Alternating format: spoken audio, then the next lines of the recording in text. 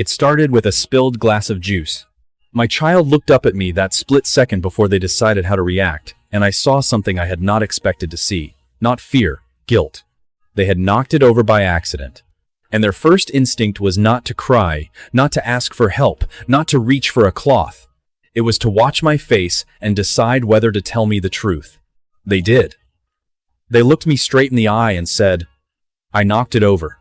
And I realized, standing there in a puddle of juice on a Tuesday evening, that this small moment was one of the most important ones we had ever had. Not because of the juice, because of what my child was learning quietly, in real time, in the accumulated texture of ordinary evenings about who they are becoming. That evening, after the juice was cleaned up and the bath was done and the lights were low, I sat beside them and we talked. Not about everything, just about a few things that I have been carrying and wanting to say for a long time, in language they could actually hold. This is what I said, and what they said back. Because children do not learn values from lectures. They learn them from conversations. From the parent who sits close enough that the child can feel the warmth, and speaks honestly enough that the child can feel the respect. Here are 10 things every child should know, and the conversations that teach them. 1. The truth is always lighter than you think. My child once lied to me about something small. And when I found out not much later, because small lies rarely hold, they braced for the response they feared. What I told them was this: telling the truth is not about being brave. It is about understanding what trust actually is. Every time you tell the truth about something difficult, you are building something between us, something that takes time to build and very little time to damage. And the thing you are building is the most valuable thing in any relationship you will ever have. The research on honesty in children is consistent and clear. Children who develop the habit of truthfulness early, who learn that truth-telling, even when it is uncomfortable, produces better outcomes than concealment, demonstrate higher levels of self-esteem, stronger peer relationships, and greater social competence than children who learn to manage situations through deception. Lies, I told my child, are heavier than they look. You pick one up because it seems easier, and then you carry it everywhere you go because it has to be maintained. The truth sets itself down the moment you say it. You made a mistake. Tell me. I can work with the truth. I cannot work with a story. 2. Respect is not something you give to authority. It is something you give to people.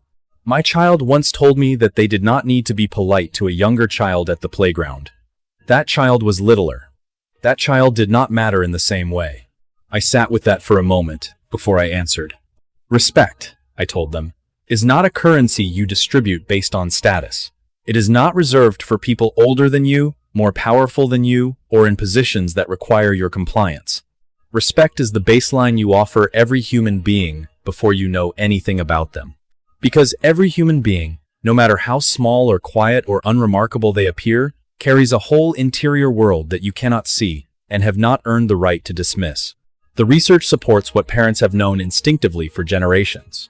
Children who are taught to practice respect across all relationships, not just toward authority, but toward peers, toward younger children, toward people who can offer them nothing, develop higher empathy, stronger social intelligence, and more stable long-term relationships than children who learn that respect is transactional. Treating people well costs nothing, I told my child. And it tells everyone around you, including yourself, exactly who you are. 3. Kindness is not weakness. It is the hardest thing. There is a moment in most children's development when kindness starts to feel risky. When they notice that being openly warm, openly generous, openly caring makes them visible in ways that feel vulnerable. My child came home one day quieter than usual. A child at school had been unkind, and my child had responded by being kind back, and had been laughed at for it. I told them this: the world will sometimes make you feel that kindness is naive, that it is for people who do not know how things work, that the tough thing, the smart thing, is to close off and protect yourself. And I want you to understand something clearly. That is exactly backward. Kindness is not what you offer when it costs nothing. Kindness is what you offer when it costs something, when you are tired, when you have been hurt, when the easy thing would be to let someone struggle alone. That version of kindness is not weakness. It is the hardest thing a person can choose to do. And research consistently shows that children who practice genuine, effortful kindness develop stronger emotional health, more meaningful friendships, and a more stable sense of purpose than those who learn to protect themselves through distance. You were laughed at for being kind. I am proud of you. 4. Listening is how you tell someone they matter. My child is a talker. Enthusiastic, rapid, full of ideas that tumble over each other. And one evening I watched them in a conversation with their grandfather, and I noticed something. They were waiting to speak. They were not listening. They were constructing their next sentence while their grandfather was still completing his. We talked about it later. Listening, I said, is not the pause between your words and mine. It is the act of making space for another person's reality to enter yours. When you listen, really listen, with your eyes and your body and your attention, you are telling the person in front of you, you are real to me.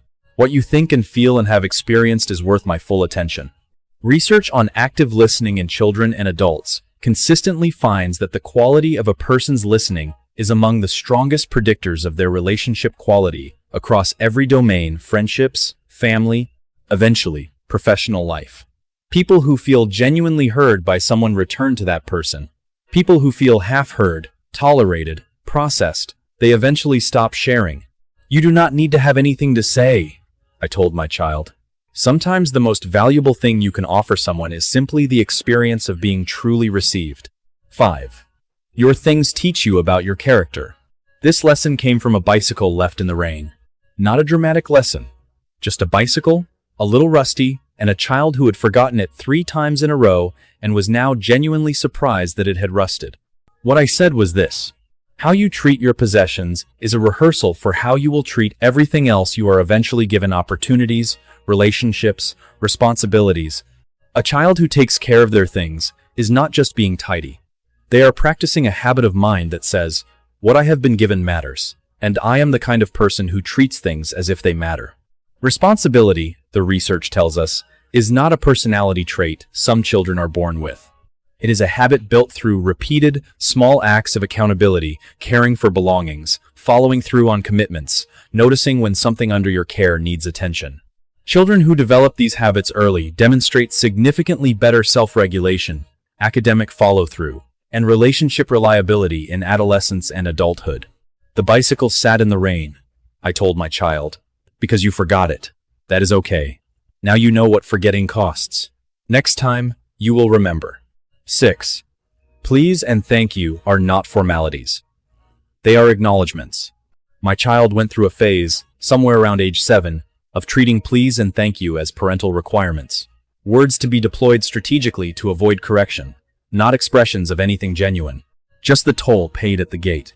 I waited until they were older, and then we talked about what those words actually mean.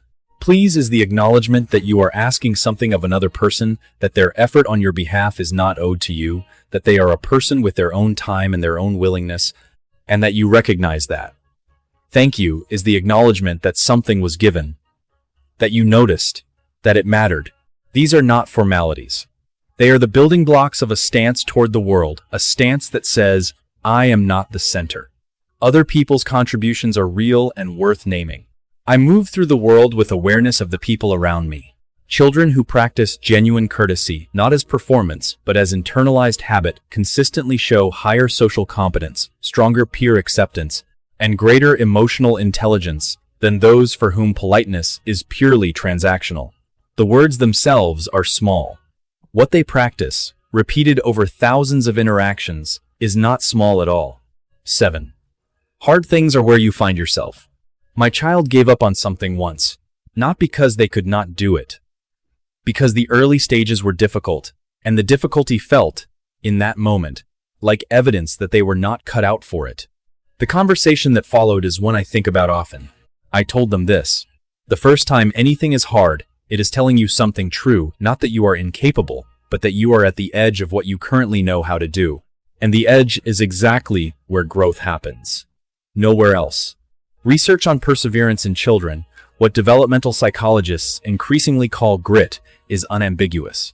The capacity to stay with a difficult task, to tolerate frustration, to return to something after failing at it, is not only critical for academic success, it is among the most powerful predictors of long-term life outcomes across every domain measured.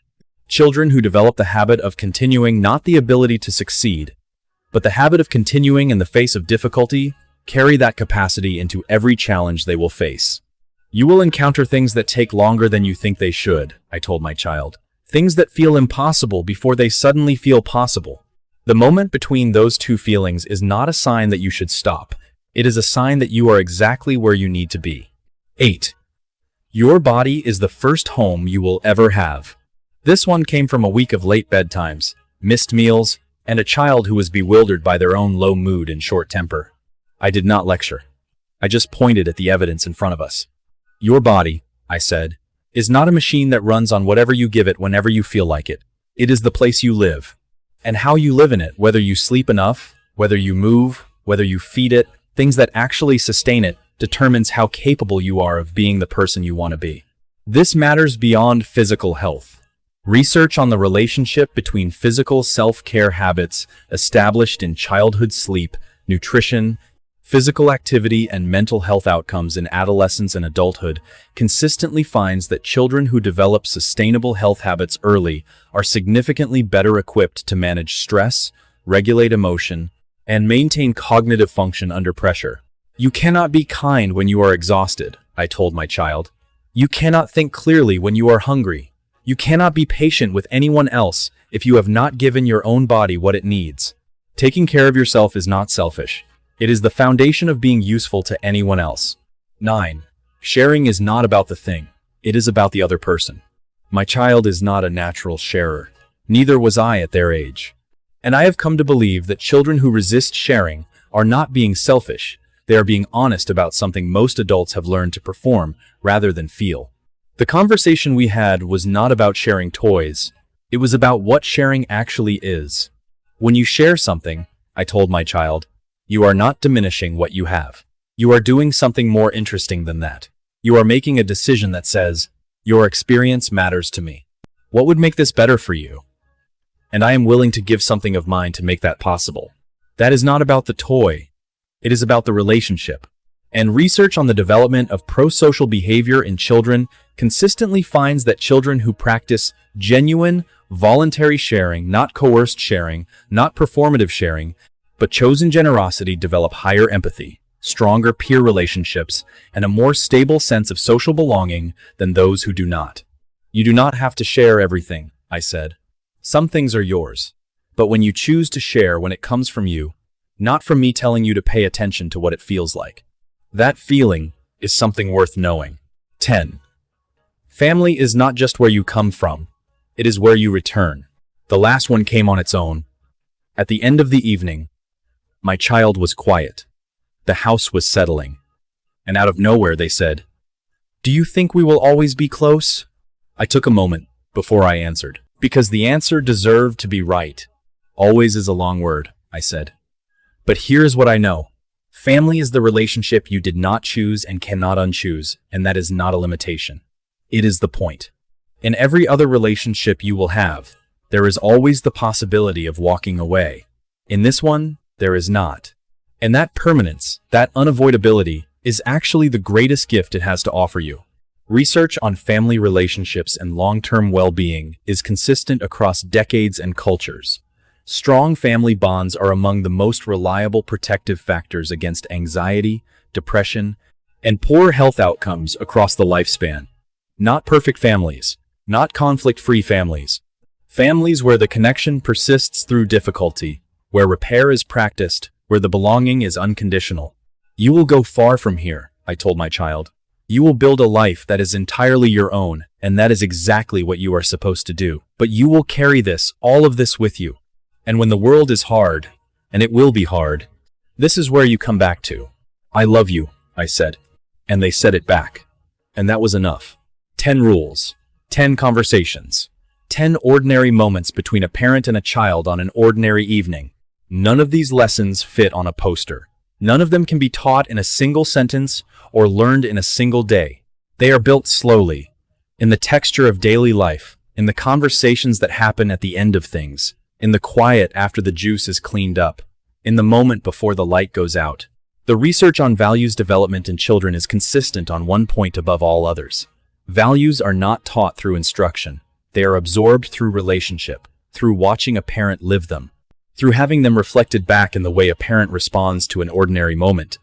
Through conversations like the one above, small, honest, close. Your child is watching everything.